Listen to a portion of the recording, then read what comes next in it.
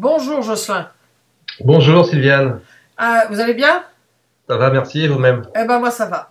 Alors, nous sommes réunis aujourd'hui, si je puis dire, pour parler d'un livre que vous avez traduit, dont vous avez fait la présentation, une longue présentation, un livre qui s'appelle L'évidence de l'après-vie, qui est, enfin, c'est un livre sur des conversations entre Eben Alexander et Raymond Moody. Alors, Eben Alexander, le docteur Eben Alexander, c'est celui qui a écrit un livre, Les preuves du paradis, dans lequel il relate son expérience d'un coma qui a duré 8 jours. Normalement, il aurait dû déjà ne pas résister à ça. Ensuite, avoir des séquelles de cette maladie, enfin que vous allez nous expliquer un peu plus en détail. Mais il aurait dû avoir des séquelles. Non seulement après 8 jours, il se réveille sans séquelles. D'abord, il se réveille. Et ensuite, il n'a pas du tout de séquelles. Enfin, il a eu une rééducation, bien sûr, mais il n'était pas du tout comme un légume, comme on aurait pu l'espérer. Alors, avant toute chose, est-ce que vous pourriez, pour ceux qui ne connaissent pas son livre, les preuves du paradis, est-ce que vous pourriez nous le résumer rapidement? Oui, alors la preuve du paradis, en fait, hein, c'est le titre qui a été retenu en français aussi, qui était le titre original américain, donc Proof of Heaven.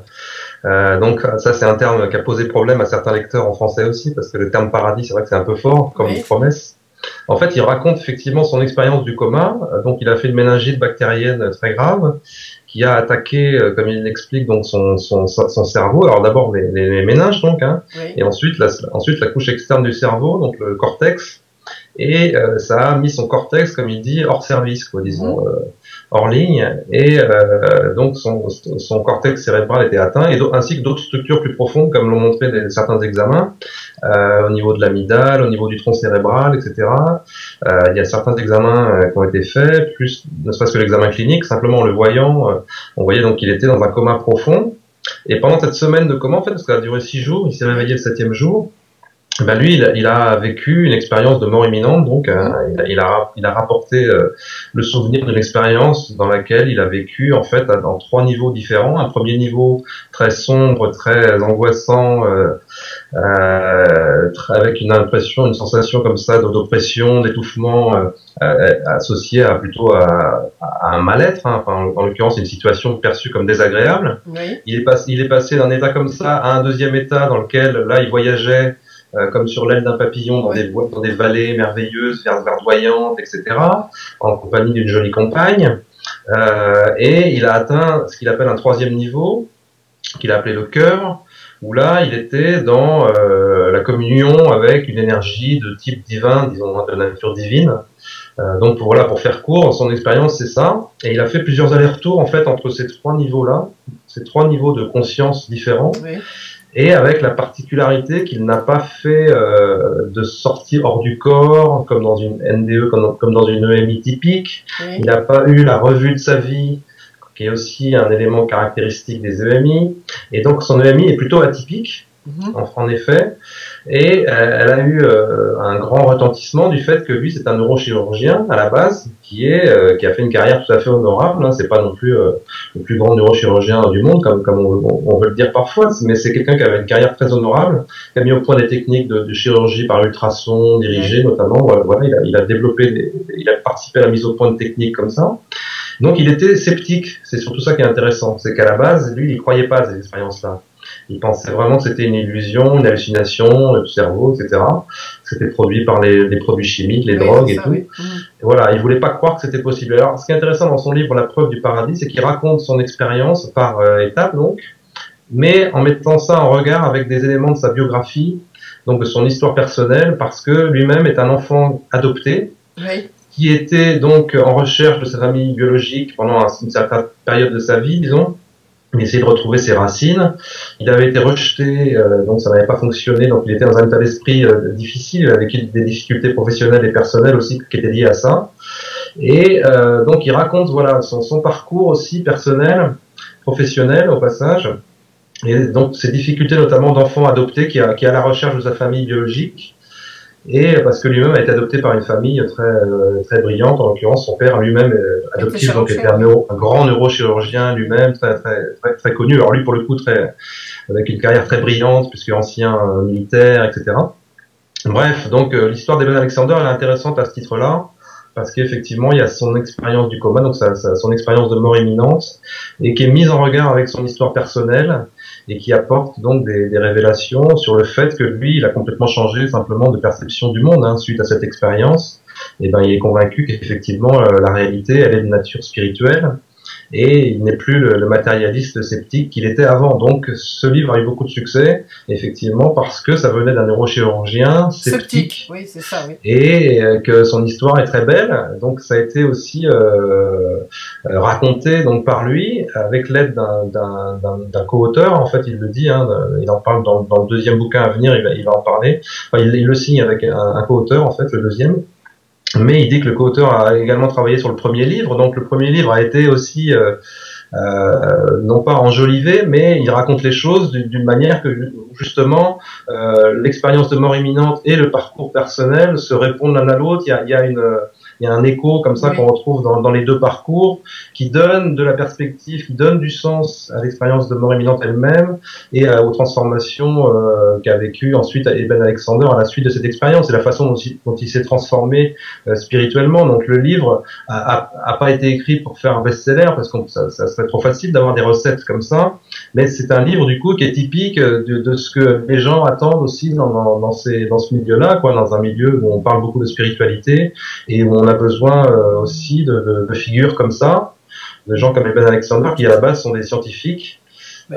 Donc avec un parcours, oui, c'est ça, oui, voilà, sceptique, et qui du coup aujourd'hui prennent la parole au risque de leur carrière finalement, puisque évidemment oui, une fois qu'il dit qu'il est devenu très très fervent spiritualiste, parce qu'il défend pas non plus une religion plutôt qu'une autre en l'occurrence, c'est difficile ensuite aux États-Unis notamment. Donc il est attaqué en fait autant par les sceptiques, les matérialistes durs, disons, et par les religieux, pas forcément fondamentalistes, simplement, mais les gens qui sont des fervents croyants n'aiment pas non plus beaucoup ce discours-là, parce que ce sont des expériences où finalement on n'a plus besoin après d'une religion presque, oui, pour vivre sa spiritualité.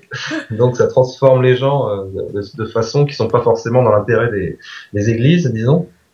Donc en fait, il est attaqué des deux côtés, exactement comme l'avait été Raymond Moody lui-même, oui, à l'époque, dans les années 70, quand son livre est sorti.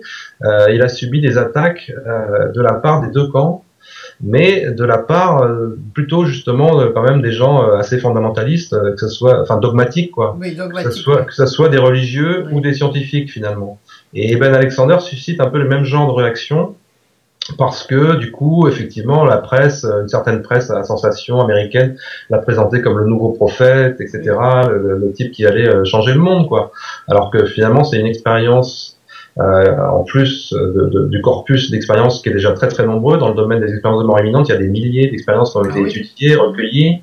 Donc son expérience se rajoute à ça, sauf que lui, elle est atypique, donc parce que justement, il n'y a pas certains éléments qui sont classiques dedans, comme le fait de se voir hors de son corps, de percevoir la scène depuis un point de vue élevé, voir donc ça dépend des circonstances. Il a pas vu le fameux tunnel, revoir des proches décédés. Ce qui s'est passé, c'est que lui, il s'est retrouvé tout de suite dans un endroit très sombre, donc, et où il avait perdu toute mémoire, en fait, et toute conscience de sa vie terrestre. Donc ça, c'est atypique aussi en soi, et ça pose problème notamment à certains lecteurs, parce que même des gens qui ont fait des expériences de mort imminente très profondes, ils gardent la conscience d'eux-mêmes, ils gardent le souvenir de leur identité et de leur vie sur Terre, même s'ils s'en trouvent de plus en plus détachés, disons, au fil de l'expérience, ils gardent quand même cette mémoire-là, alors que lui ne l'avait plus. Et alors, il tente des explications, parce qu'il est tombé très profondément dans le coma très rapidement à cause de la maladie, donc je pense qu'il a perdu totalement le sens de l'identité dès le début, en fait, et à mesure qu'il s'enfonçait dans le coma, parce que ça c'est objectif, il était dans un coma avec des mesures objectives, voilà, dépassé. En tout cas, il avait passé le stade de la moitié du score de Glasgow, qui permet de savoir à quel niveau de coma on est, et dès qu'il est arrivé sur une échelle de 15, je crois, il était déjà à plus de 8. Donc bref, il était effectivement dans le coma, et il a cessé de s'enfoncer de plus en plus dans le coma au fil de son expérience. Et voilà, et du coup il a ramené ce voyage absolument incroyable. mais qui ne repose que sur sa parole à lui finalement, et donc c'est comme les autres témoignages d'expériences de mort imminente finalement. Si on n'a pas d'éléments objectifs extérieurs pour corroborer l'expérience, et ben ça reste une parole simplement de personne, de quelqu'un à qui on peut faire confiance ou pas. Et a priori, lui, c'est quelqu'un à qui on peut faire confiance parce que justement, ça fait plusieurs années que il tient le même discours et qu'il a complètement changé de vie, qu'il a créé une fondation et qu'il s'engage publiquement. Il parle dans beaucoup de conférences, etc. Alors après, effectivement, on peut dire c'est du marketing, c'est une machine à fric, etc. C'est toujours le même problème. Hein. Dès que les gens ont du succès, on leur fait ce reproche-là aussi. Hein. Donc c'est pas un argument suffisamment valable en tant que tel. C'est sûr que voilà, ce livre-là, donc les conversations, l'évidence de l'après-vie, donc cette conversation entre Raymond Moody et Ben Alexander, c'est aussi une forme de passage de témoin entre les deux, parce que Moody, c'est donc lui qui a étudié le premier les NDE, mais avec un angle plus philosophique à la base, parce que c'est un philosophe. C'est aussi un médecin, donc psychiatre, hein, mais il est d'abord philosophe, disons. Il est venu à l'étude de ces phénomènes par notamment ces questionnements dans le domaine de la logique, etc. Et donc ce dialogue entre Moody qui pose des questions et Alexander, qui est donc le nouveau porte-parole un peu malgré lui de ces expériences, bah, il est très éclairant parce que Alexander donc reparle de son expérience, redécrit son vécu, il explique les conditions à nouveau dans lesquelles ça s'est passé, etc. Et c'est surtout, il parle surtout des implications pour lui, est-ce que ça a changé dans sa vision du monde, quoi, et la façon dont aujourd'hui il s'intéresse aux problèmes scientifiques de la conscience, en lien avec les recherches en physique quantique, en neurosciences, etc. Il est très au fait de tout ça. Il s'intéresse à des techniques de méditation aussi très particulières qui permettent de vivre des états de conscience modifiés, qui permettent d'explorer en fait tout ce continent conscience, quoi. Et donc il a rejoint le camp des scientifiques qui pensent que effectivement la conscience n'est pas simplement un produit de l'activité du cerveau, oui, ça, et que donc elle peut exister indépendamment et que donc possiblement elle peut survivre à la mort physique. Alors je vais vous poser une question, pardon je vous interromps, mais pourquoi avez-vous, qu'est-ce qui vous a plu, pourquoi vous avez été amené à traduire et à faire cette longue présentation du livre? Qu'est-ce qui vous a plu pourquoi ce livre, pourquoi cette traduction de votre part? Alors, moi j'ai trouvé que le dialogue apportait quelque chose de plus par rapport au livre, donc